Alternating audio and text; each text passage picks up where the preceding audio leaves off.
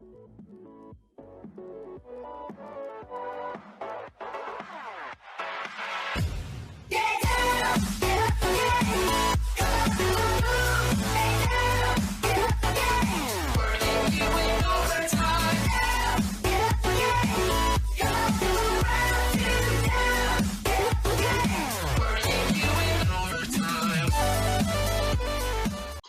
up, everyone?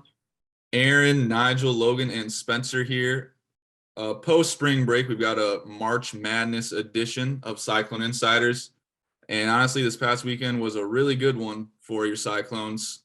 We'll jump right into it. It was the first time in the Sweet 16, first time making the Sweet 16 since 2010 for women's basketball. And it's the first time the men and women have both been in the Sweet 16 since 2000, so 22 years. Nigel, I guess just start off with how are you feeling during that UT Arlington game for the women, and were you ever concerned that an upset might happen? Yeah, I was definitely a little concerned when I saw the game was still close, like coming in like the third, fourth quarter. I don't know, is it recent that like we've started to do like the home court advantage for the women's tournament?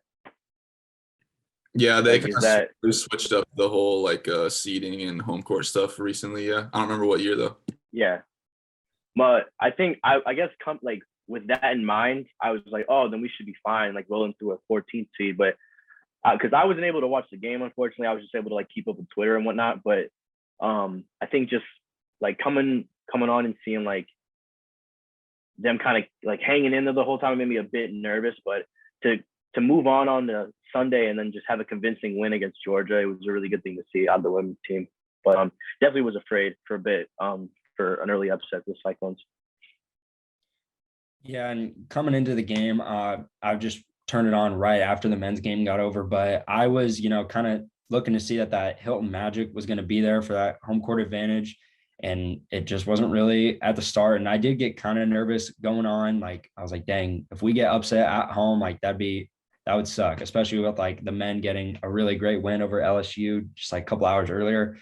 But luckily, our team, the women's team, has been tested like this whole season. So it's great to kind of see that we can bounce back even with us like not shooting well throughout the game.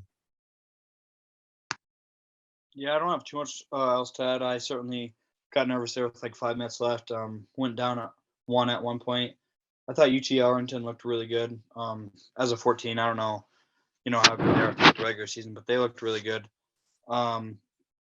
And just I liked what Logan said.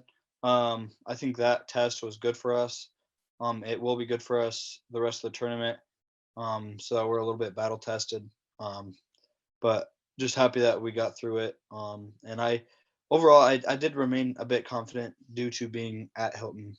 And we pulled it out, unlike the Hawkeyes.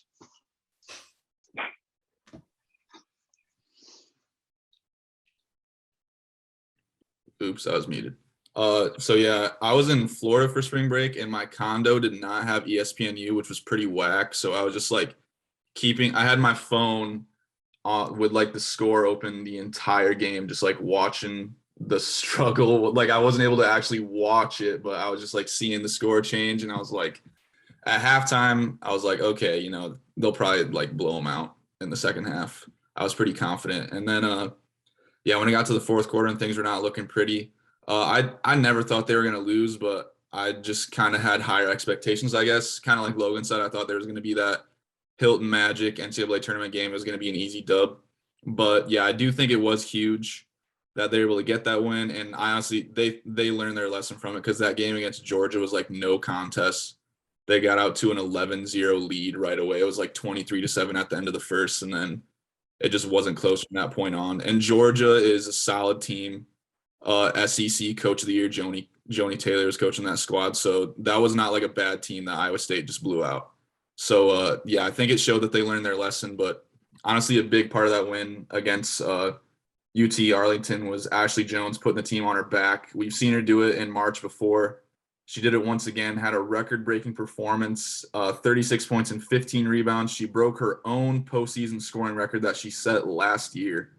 Logan, just what are your thoughts on her postseason play so far as a senior who's really trying to cement her legacy and make a deep run in March? Yeah, so I think she cemented it even more past couple games. Obviously, in the UT Arlington game, being the getting those 36 points for us, doing just what she's done all season and pretty much her whole career.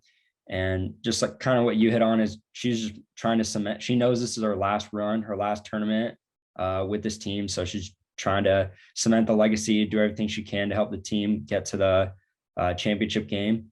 But going into the Georgia game, she our overall the team didn't really shoot that well. It was really our defense that kind of helped us win that game.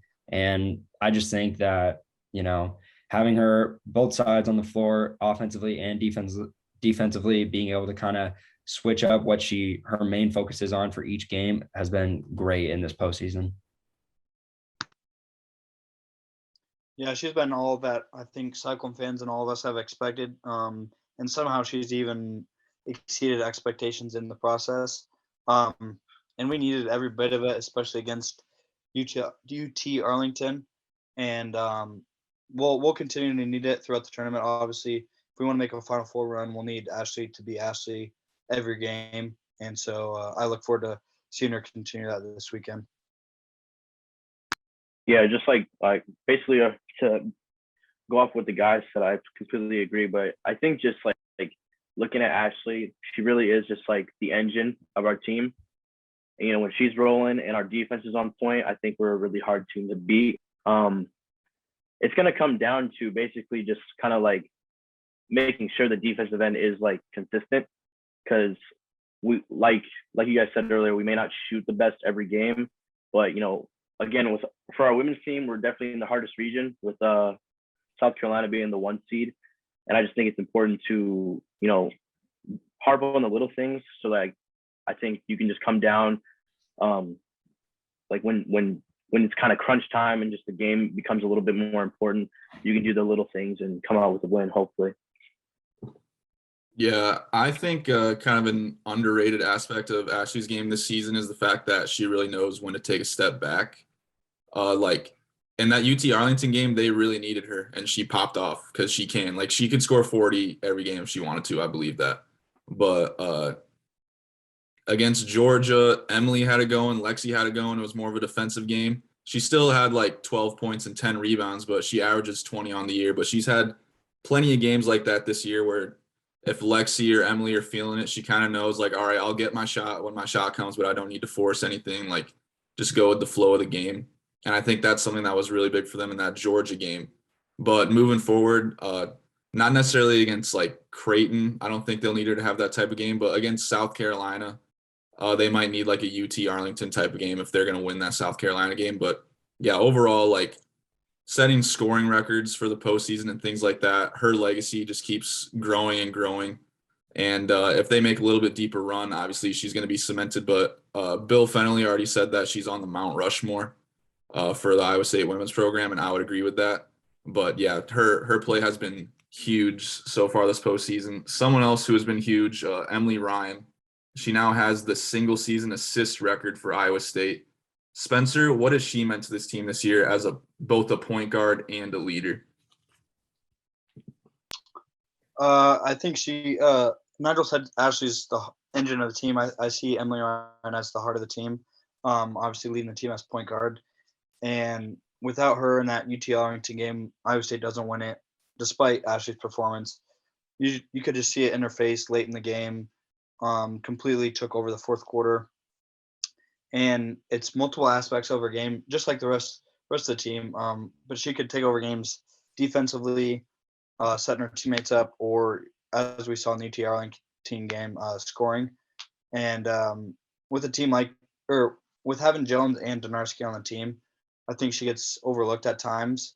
But she's really the point guard that Iowa State needs. And just like Ashley and Donarski, she'll be key against Creighton. Yeah, I completely agree. I think something that I think now with, the girls team showing a lot of success this year, I would say it all the time. Last year, Coach Finley would kind of just talk about like her work ethic. And I think you can really see like the results paying off. Like you can tell she just really pays attention to little things. She clearly watches film. She's really consistent when it comes to being a leader on the court. She's just like everything you could ask for in a point guard, and I think she's just really important.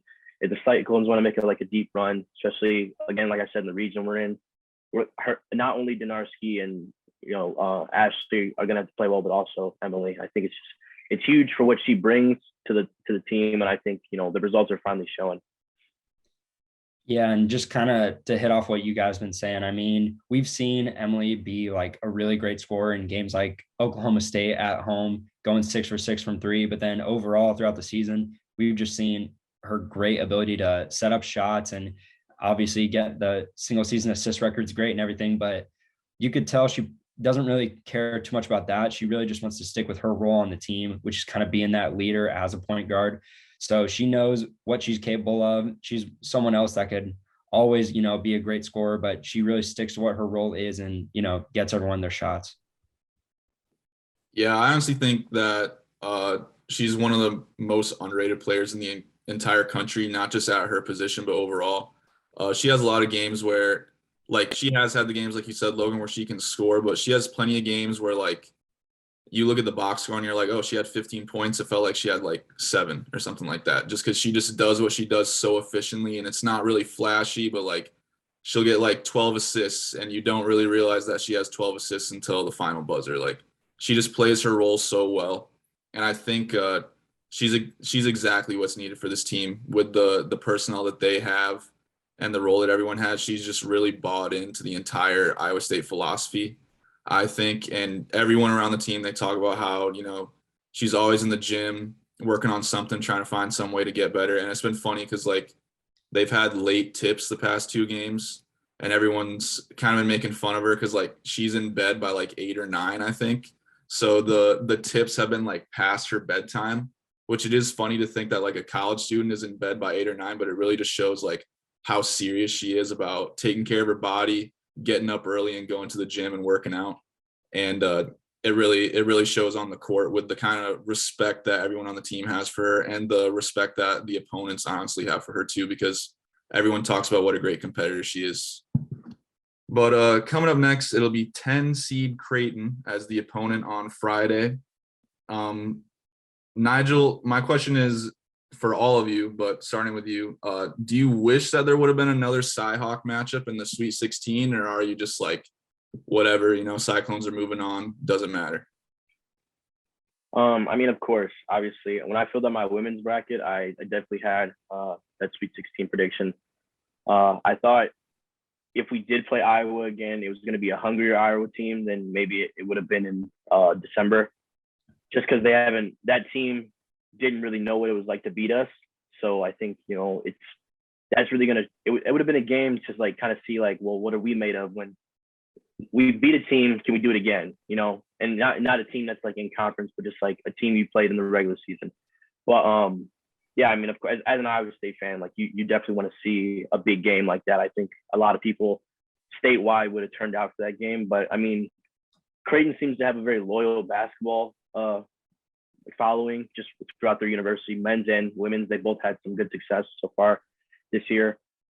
So I don't think Creighton's a team that you got to duck from, but they're definitely not going to just roll over and give us the win. I think it's still going to be just as hard as a game because they showed too that they were battle tested, beating a very strong Iowa team this past weekend. Yeah, and especially being Iowa in Carver Hawkeye Arena, that's something very hard to do, especially when they have some of the best players in the country. I personally, just like what you were saying, Nigel, when I was filling out my bracket, I had this Cy-Hawk matchup in the Sweet 16. But just looking forward, I thought it was more of a game we kind of would have been even more nervous for. We wouldn't have had that Hilton crowd and everything. And, they've played us once, so you never really know what could happen, especially with a team that comes off winning I believe they won their Big Ten championship. And then they would have had 2 more wins in the tournament. You don't know. They'd still be hot, could have shot the lights out on us. But I still think it's going to be a great game against Creighton regardless. Yeah, if I would have had to choose, beating Creighton or beating Iowa, I certainly would have picked beating Iowa in the Sweet 16. But with that being said, I did thoroughly enjoy watching Caitlin Clark lose on her home floor against Creighton. I think in the process, though, we also I give credit to Creighton in their win, but I think it's definitely obvious that Iowa would have been a tougher opponent. So I'm definitely not complaining having to face Creighton with an opportunity to go to the Elite Eight. I'm really not too worried about that Creighton game now. More so worried about the matchup afterwards. But yeah, it was really fun seeing Iowa lose in that round of 32. Yeah, I think that I mean, so I would have loved to play Iowa too. Obviously, not only would it be fun as like fans of Iowa State, but also two of the best players in the country in Caitlin Clark and Ashley Jones, both from the state of Iowa, both stayed in the state of Iowa. That game, I would expect it would be the most watched Sweet 16 game for the NCAA tournament. And that would have been really cool that just like Iowa would have been the center of the women's basketball universe for a night. So I think that's I don't want to call it like a missed opportunity, but it would have been like a really good opportunity, like marketing wise, for both universities, and also just to grow the game of women's basketball. But yeah, kind of like Spencer said, I'm not going to complain about facing Creighton this round. I'm not as worried about them as I would be about Iowa, but they are a team that if they can get hot, similar to the way Iowa State can get hot, they can build up a big lead and make it really difficult for you. I mean, we're going to talk about our predictions for the game later, so I'll save some of the stuff I have to say, but yeah, they're definitely not going to roll over like Nigel said. And I also think their head coach has been there for like around the same amount of time that Fennelly has been here, like almost 30 years. So their head coach is very entrenched in that program. They have a really good culture that has been built over multiple decades now. So I think that it's definitely going to be a fun one. And it is still a Midwest matchup. So I think that's still going to be good just for Midwest basketball in general. But just looking at the oh yeah, go ahead. One more thing. It is gonna be interesting though to see, like, I guess because those teams are like both deep in the Midwest, like to see how many people actually follow out all the way to Greensboro. But yeah, no, I'm excited for it regardless, just because those two fan bases are really passionate about their women's basketball, and you don't see that every day. Yeah, I would expect honestly Greensboro and North Carolina, everyone there. I would expect the people there to be surprised by how many Iowa State fans and how many Creighton fans are there, because they're two fan bases that really care and will travel for their teams. So the only thing is our men's team is still alive and we play at the exact same time. So that's going to limit the amount of Cyclone fans, which is unfortunate, but because the Chicago drive is easier too. Yeah. Mm-hmm. And it's honestly like every single game so far has been either at the same time or like significantly overlapping with the men's game. And it just sucks for Iowa State fans that like, obviously like you will take that over like both teams not being in the Sweet 16, but it really does suck. Me personally, I have a TV in the living room and a TV in the bedroom, and both TVs are going in the living room on Friday. Like I'm going to be watching both of them at the same time, and that's just what I've got to do, I guess. So it's March. It's a good problem to have too. I mean, not too many universities are doing this right now, so it's pretty special. Only 3. 4, isn't? Yeah, or 3. Yeah, us. Yeah, North Carolina, Michigan. Yep. And Iowa State. Yep. Mm-hmm. But moving on to just like the health of the team, because that is also important right now. Naimir Dew will be playing with a mask because she broke her nose against Georgia. She checked out, had a pretty bad nosebleed, but it's been confirmed that it is a broken nose, so she's going to be wearing a mask. Beatrice Jordan has a rib injury that I guess it wasn't really like exactly clarified, but her rib is like moving around and it affects her breathing, so that's really gross. But it makes it hard for her to like breathe when obviously you're running up and down the court.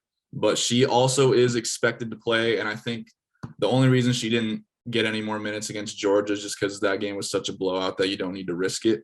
But I think if that were a tight game, she probably would have played.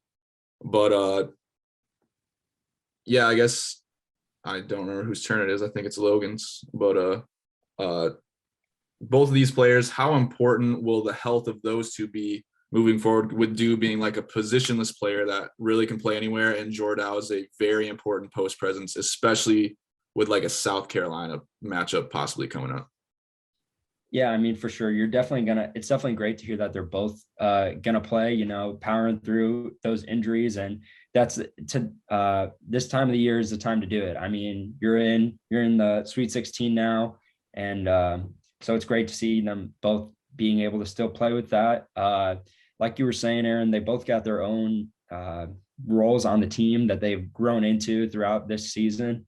And, they both do little things that you don't really notice that much. I mean, she could go off, she can get you same amount of points that maybe someone that Emily Ryan could get. And then, B's going to get you those rebounds. Like you're saying, great post player. But like I was saying earlier, it's just great to see that they're both going to be able to still play. And hopefully towards the end of the tournament too, they can stick with us.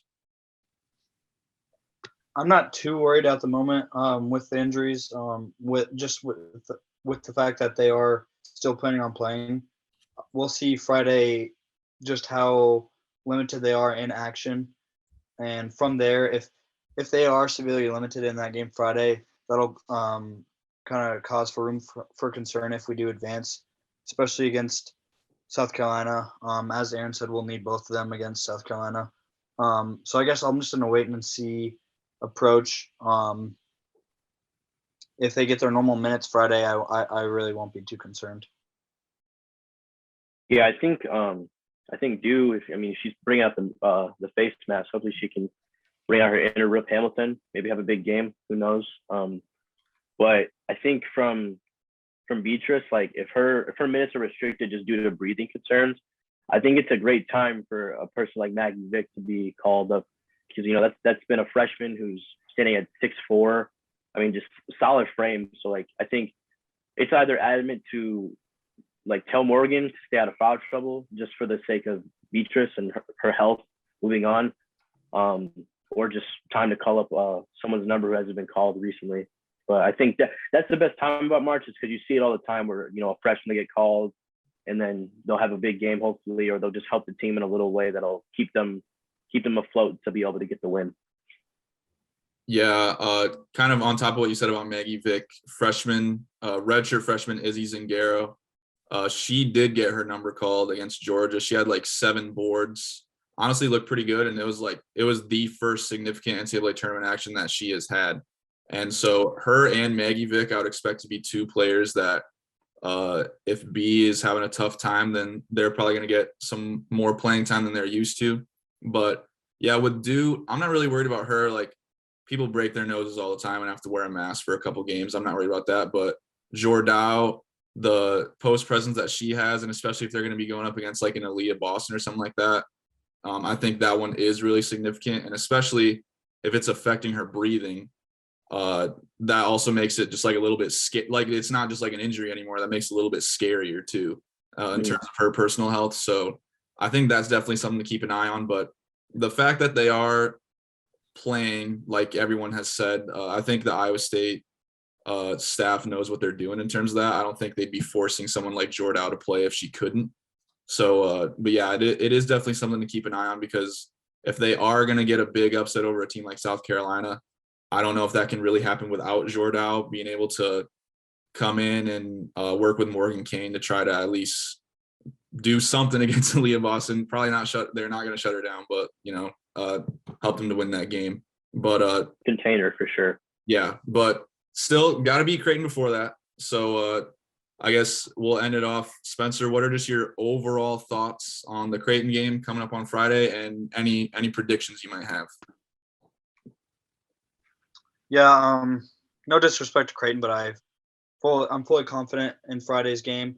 I think women's will walk away with a double-digit victory. I'll say 12-15. As for Sunday, not meaning to be chalk here, but I do think that's where we will lose. You mentioned Aaliyah Boston, one of the best players in the country. We've discussed on this before. Our biggest issue is dominant post presence with Texas and Baylor. Kind of figured some things out against Texas in that Big 12 tournament, but still lost that game. The issue remains, and I just think Aaliyah Boston would be too much in a potential matchup on Sunday. Yeah, I think like like I said earlier, Creighton's not a team you got to roll over for. They're going to roll over for us just to hand us an easy W. But I think if you can be aggressive from the tip and just be willing to push the ball, because I think throughout that Iowa game they like to slow the tempo down and just try to look for a good shot. But if we can get Emily and Lexi to really push the ball and then give Ashley the ball when needed, just to get her big numbers and kind of, if need be, you got people on the Creighton team in foul trouble, that'll be huge too. But like Spencer said, I do probably see our season coming to an end against South Carolina if we can't keep it close. I think when it comes to March, if you keep any game close, you don't know. The possibilities are endless. TCU almost beat Arizona the other day, so anything is possible in March. So you never really know until it happens.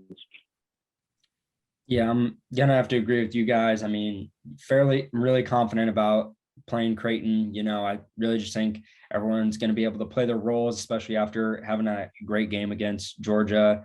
But on Sunday, South Carolina, very tough team, like you're saying there, Nigel. I mean, if we can keep it close, it's the big thing about March Madness is keeping games close, and you never know what's going to happen at the end.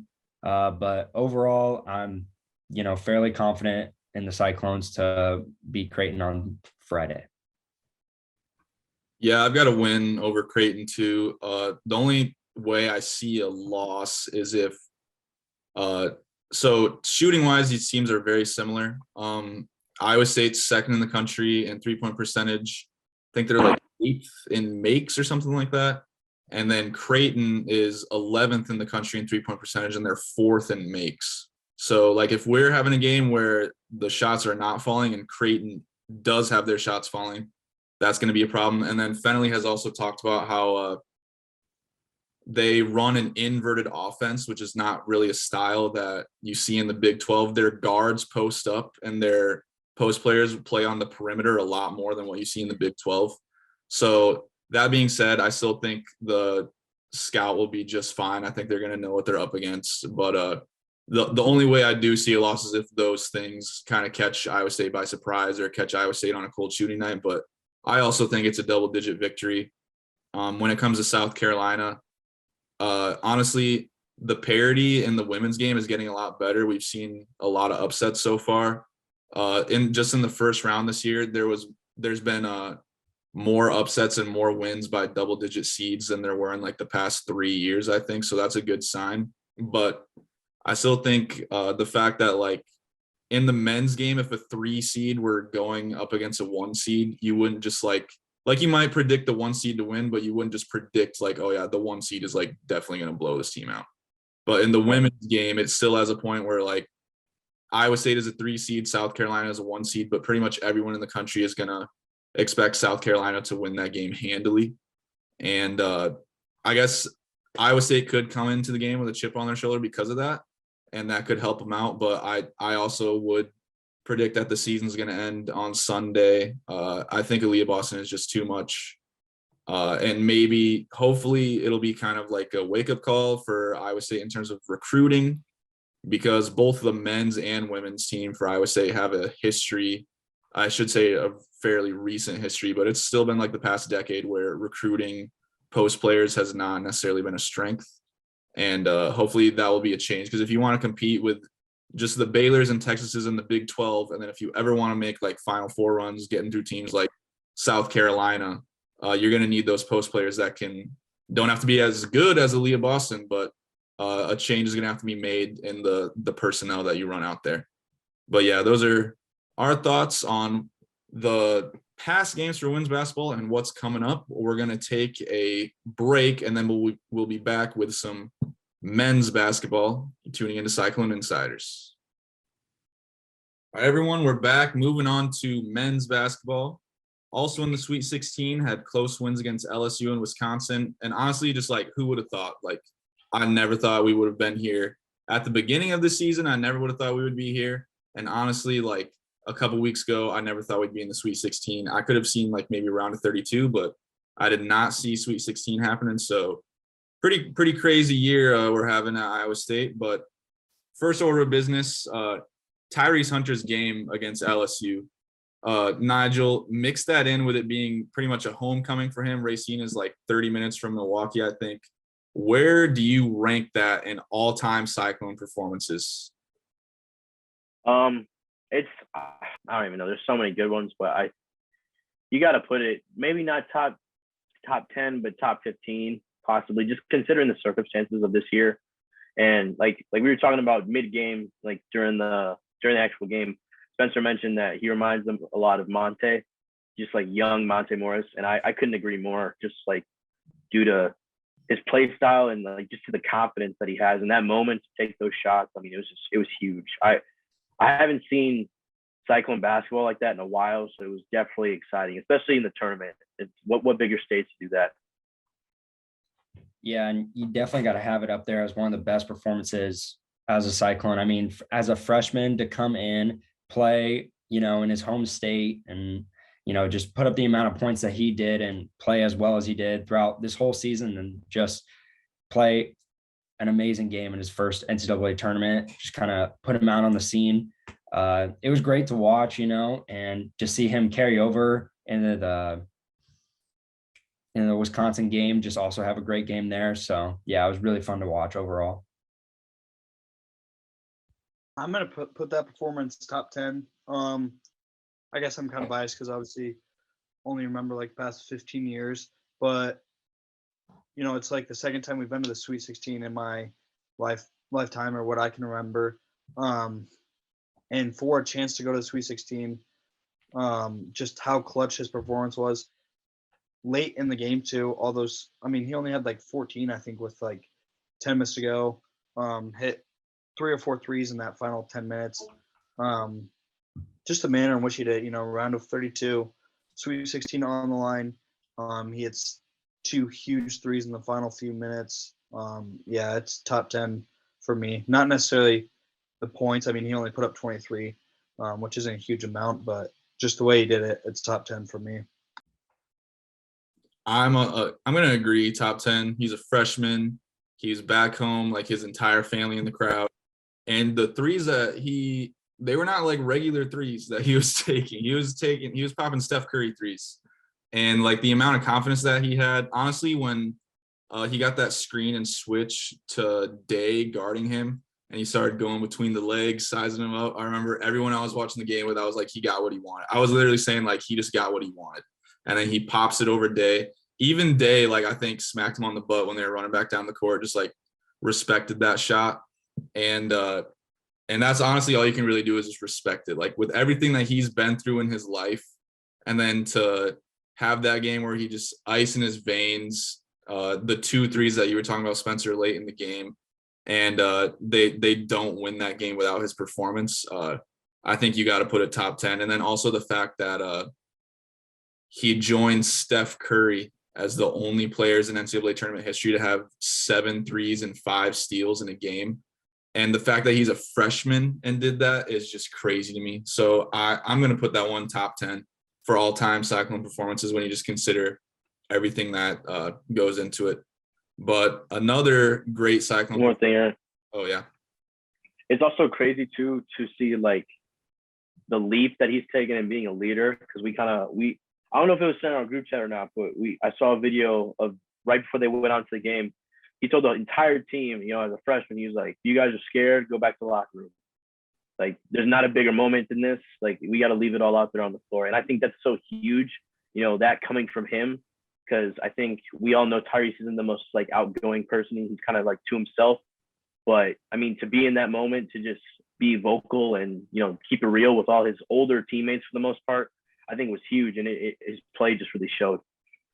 Yeah, you can tell, like, he's always the one who breaks down the huddle. He's one of the first people out of the tunnel. Like, he really is, as quiet as he is when it comes to basketball, like, he's that guy when it comes to being the leader.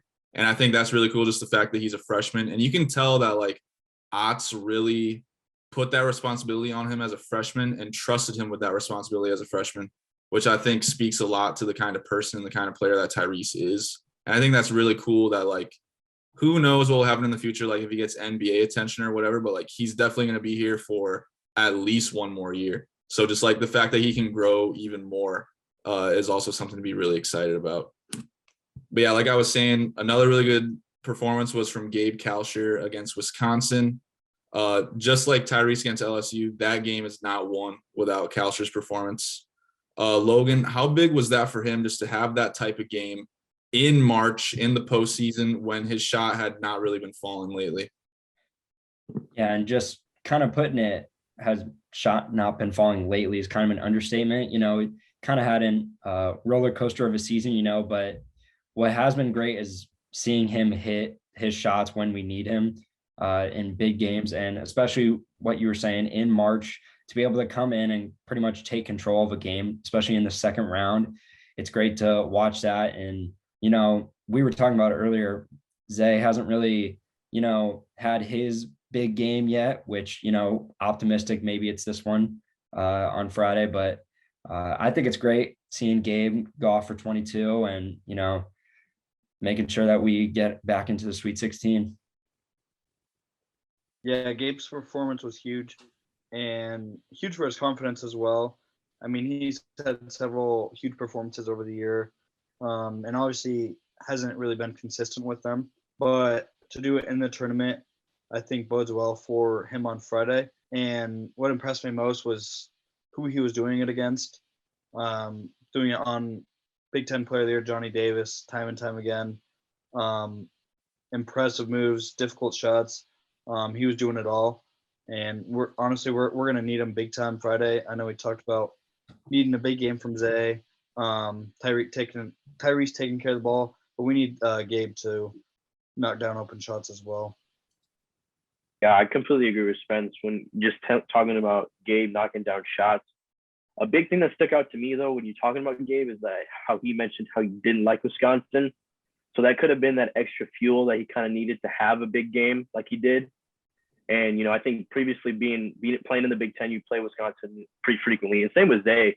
But, for him to go out and say that, I feel like there was definitely maybe some animosity that was kind of at play at the moment. So, I think that was just extra motivation. And if you can kind of try to find that little edge, I think every game from now on, you're bound to play better than you probably expect just because you have that little mental motivation behind just your play in general. But definitely just to be confident enough to just take the open shots, know your spots too as a player. I think that's going to do really good against Miami because Miami's a great team, but they're definitely beatable on every given day. Yeah, I definitely think he did have that extra chip on his shoulder. From everyone in the media who was down by the court, everyone knows Gabe talks a lot of trash, whoever he's guarding, every single game. And against Wisconsin, from everything I saw, was on another level. He already talks a lot, and I heard that he was talking the most that he has talked this season, which I think shows just how passionate he was about that specific matchup. And also going up against someone like Johnny Davis, who was the Big Ten Player of the Year, I think that was just some extra motivation as well to go up against such a high-profile player and play well. I think that was definitely on his mind.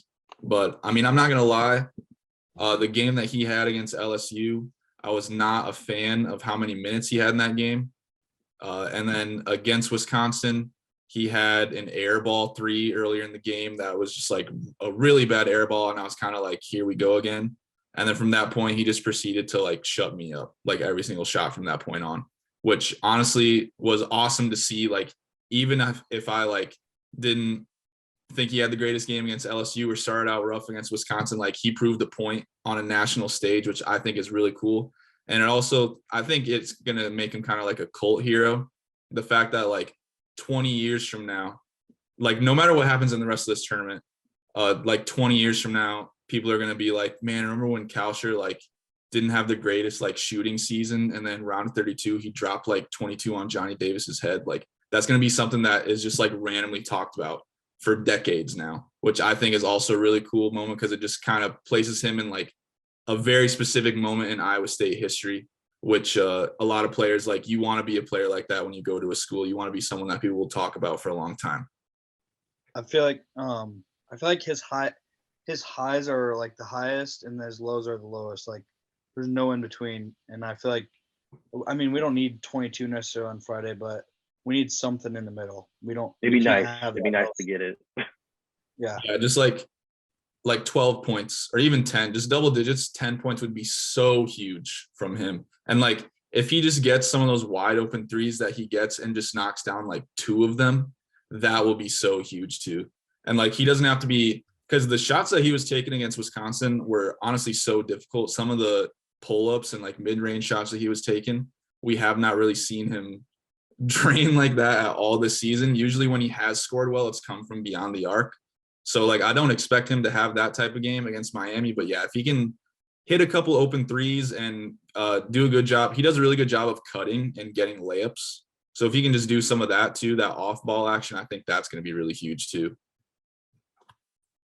But I guess this question, starting with you, Spencer, I'm not going to say anything other than thoughts on Brad Davison.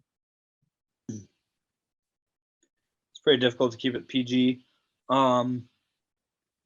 But I'd put him up there with Jordan Bohannon. We were talking beforehand. He's in the same category. Bohannon's slightly above him. And that's just because Bohannon's in an Iowa uniform. If I had to deal with Davison for 4 years at Iowa, I'd probably would say he was worse than Bohannon, but just some of his antics. I mean, not even playing basketball one bit. Flopping is one thing, but he was looking for fouls. It was just beyond annoying. A few horrible calls too, in his favor. And he's got his Wisconsin fans clapping him on. Yeah, just love to shut him up and win that game.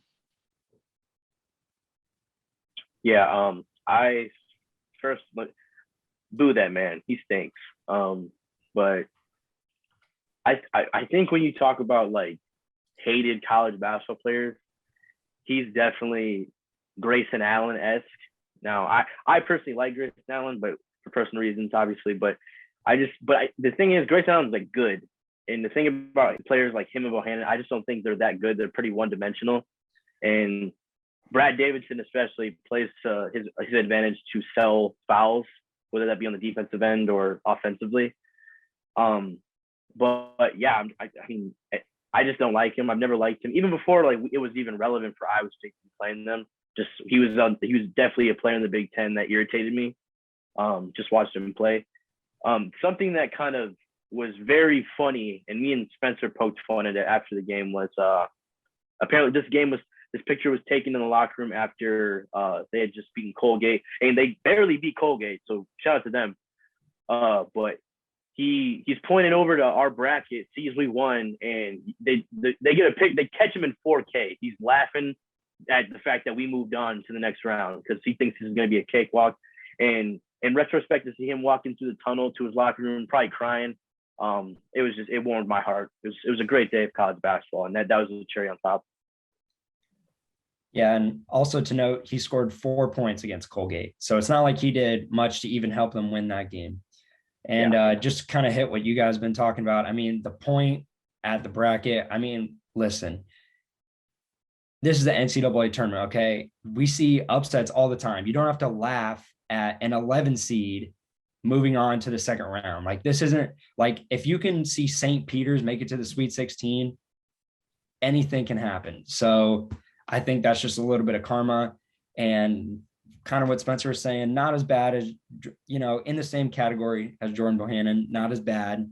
He's only had 2 senior nights, but regardless, you get what's coming to you. And, unfortunately, the team that you laugh at is the one that beats you. So in your home state, or in your university state. So the big question is, what's so funny, Bradley? Yeah, this is really hard for me to keep this PG too, because I despise Brad Davison. The dude is not a basketball player. He's an actor. Honestly, I did find it funny. Like, it is not funny.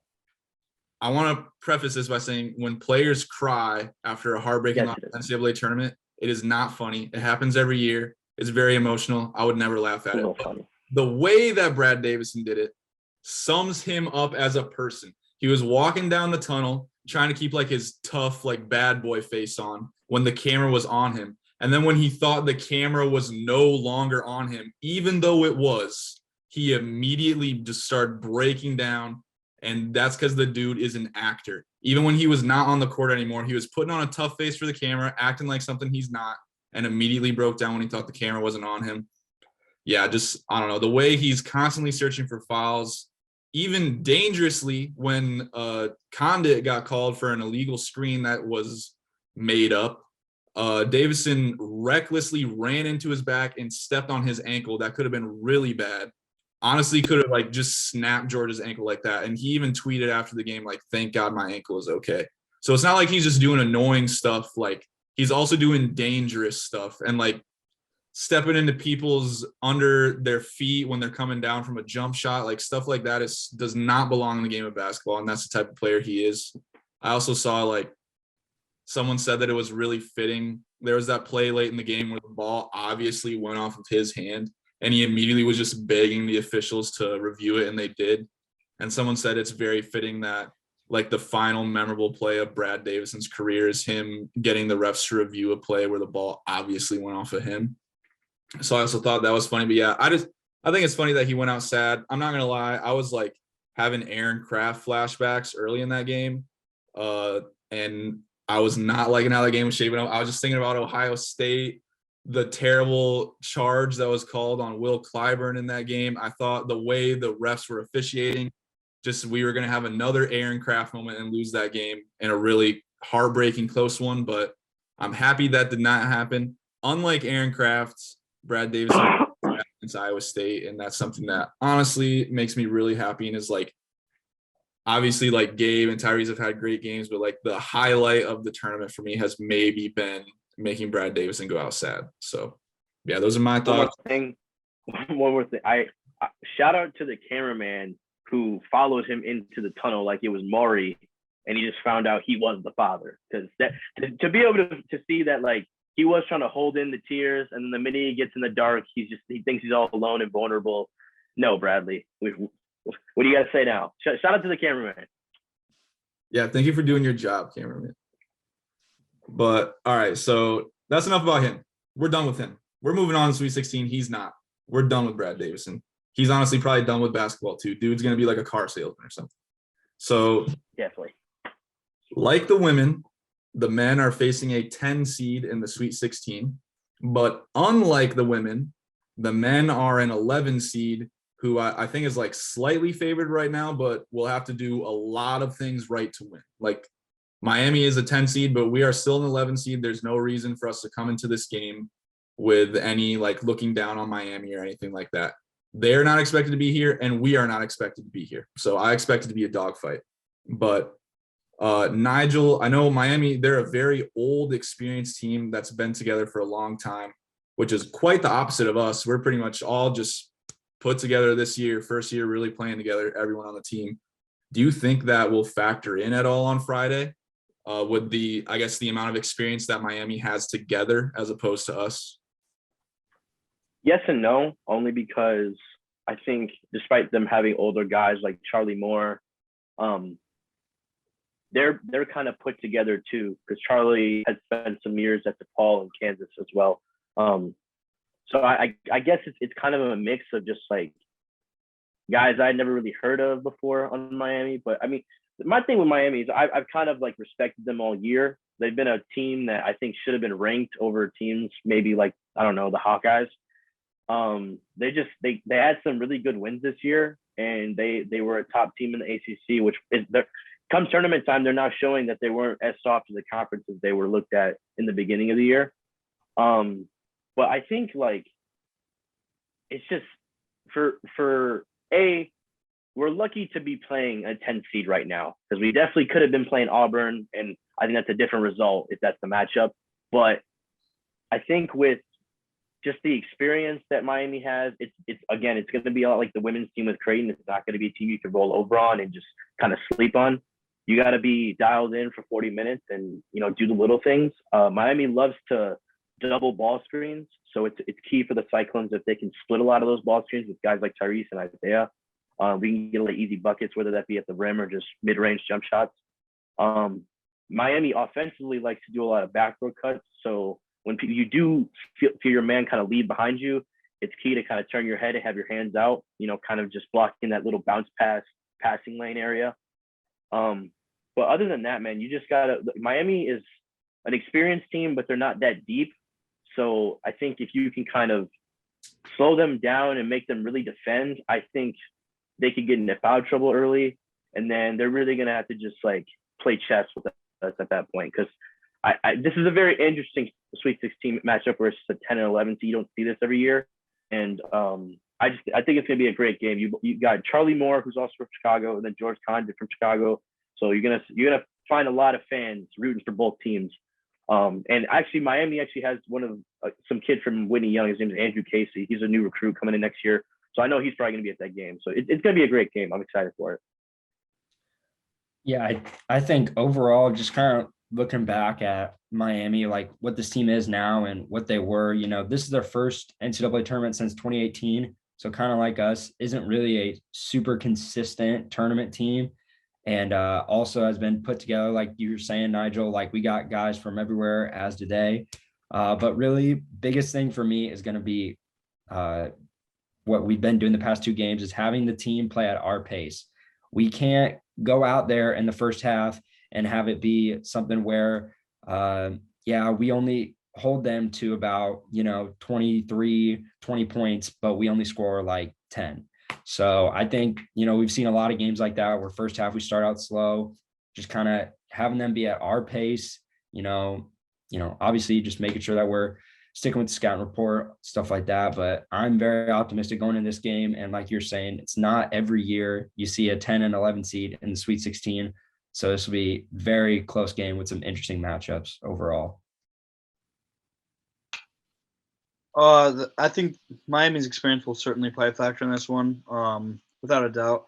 It's obviously a large reason of why they're here, just how they play together. With that being said, I don't see it being like a deciding factor necessarily. We've seen how far we've grown together as a team. Record-wise, doesn't really look like that, but we have the experience on the team with Gabe, Isaiah, multiple years under their belt. Tyrese doesn't play like a freshman, so I'm not too worried about that factor. But Miami's experience certainly will play a role in this game. Yeah, I agree. I think it'll be a factor, but like not as big of a factor as if this were like an early regular season game. Like if this were an early regular season game, you could be like, all right, these guys have not played together. They're probably going to lose to this experienced team, but they've been together all season now. They know their identity, like especially the first, like honestly credit where it's due, because Iowa State has known what they need to do to win games all season. Even if it has been like inconsistent, they still know the formula. And in the first two games of this NCAA tournament, they have executed that formula perfectly. And unfortunately, we have to win really ugly, really close, but that's just the way it is. Like that's the identity of this team this year. Get them uncomfortable on offense, play our defensive game, and hopefully enough shots fall offensively. And I think it's going to be the same thing. We do not match them in terms of experience and time together, but in terms of like knowing our identity, Miami knows their identity and we know our identity. And I think that's where, like you said, Nigel, I think that's where the chess game is going to come in. And also just like as a fan of basketball, not even just like as a fan of Iowa State, I think it is really cool that there's an 11 seed and a 10 seed facing each other. And I'm just really curious to see how this game goes, because like, unlike a Wisconsin game where like I was going to be really mad if Wisconsin wins because like I hate Brad Davison. If Miami wins this game, I expect it to be deserved, and I expect there to be like a lot of respect there. Like, all right, they were the better team. Unfortunately, we're out, but we still made the Sweet 16 and we lost to the better team. Like, and I think those are the kind of games that are really special in March Madness, where they're like close, unexpected games, and then, may the better team win, and everyone watching at home is better off for it.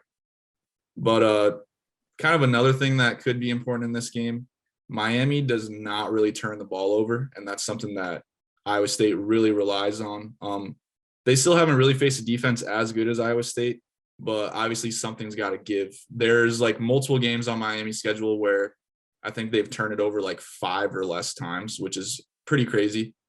But Logan, are you confident that the Cyclone defense can give them enough problems to come out with a win the way that they have in the first 2 rounds, or do you think Miami's going to be able to avoid the turnover problems that Iowa State's been able to cause and kind of stick to their identity of being smart with the ball?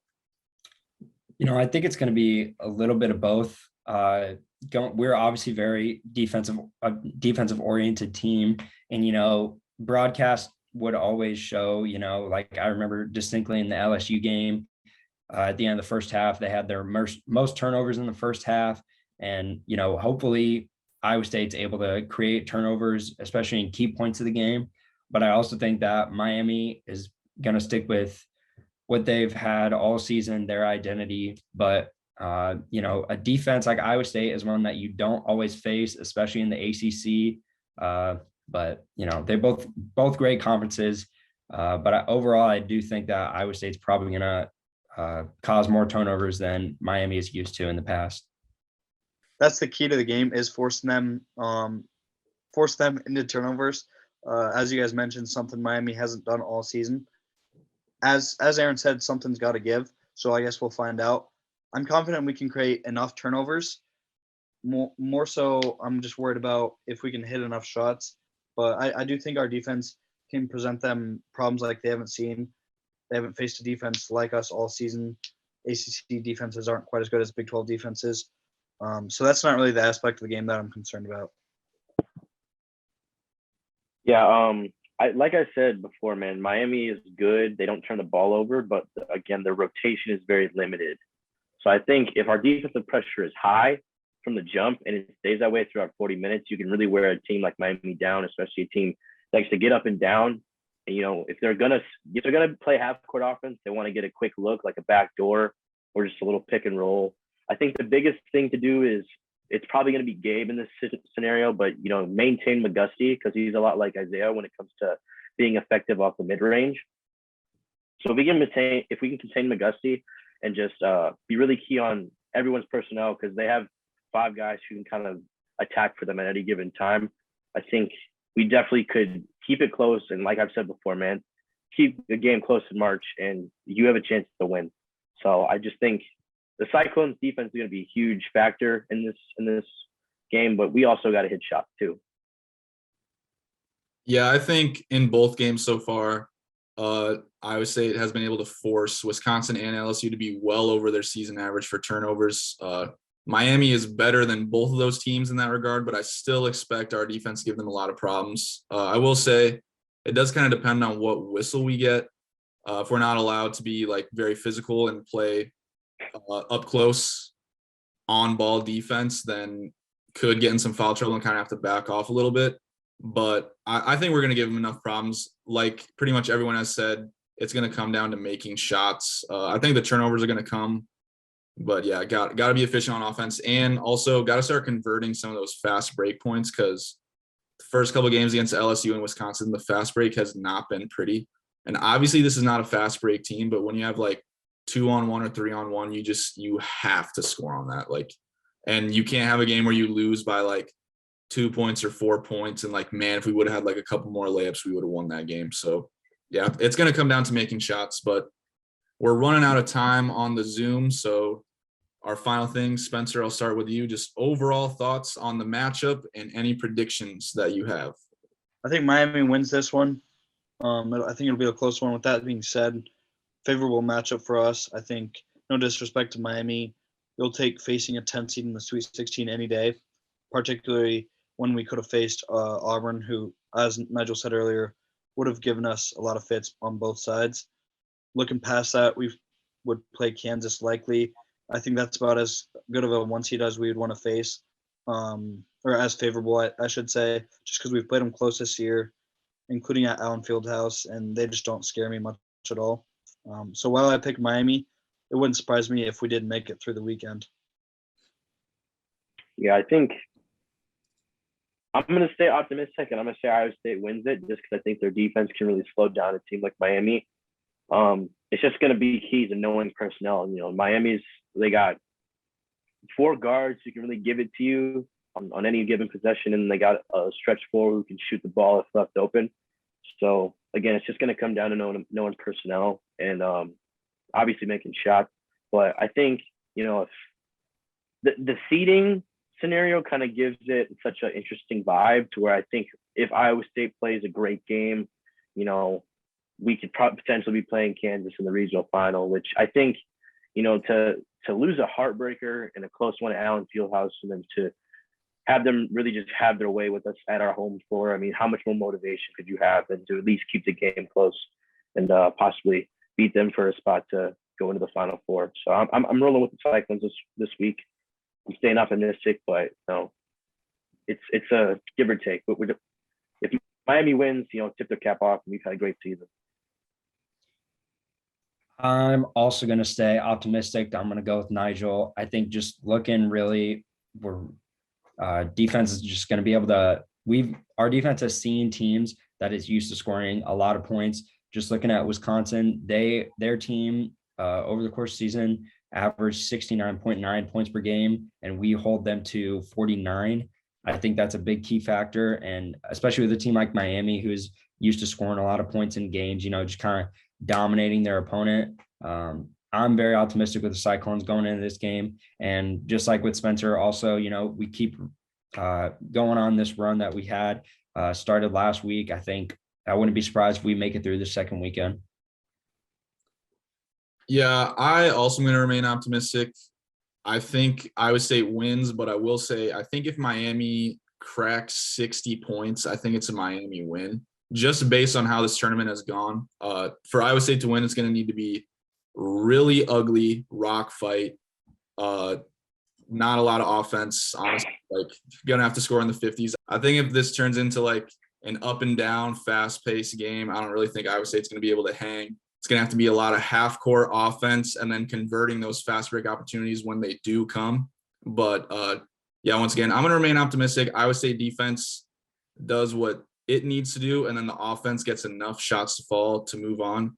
Kansas, on the other hand, I could see us beating Kansas. It is hard to beat a team 3 times in a season, looking at it from the Kansas perspective. But for us, there was that close one at Allen Fieldhouse, and then the one at home when they did not have a Baji, that like we should have won that game without him. Yeah.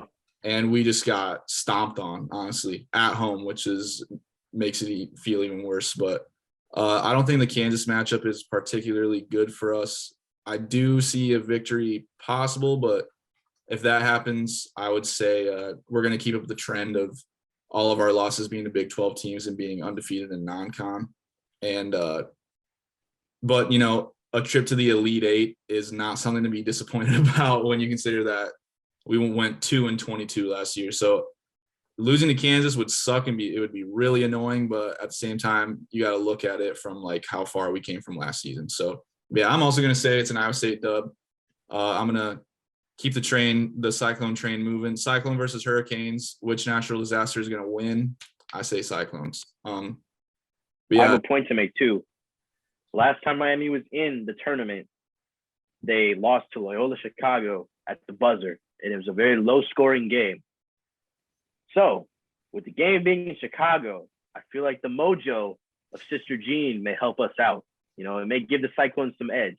So we'll have to wait out and see. But I feel like that's a factor that not many people have thought of. I like that point, Nigel.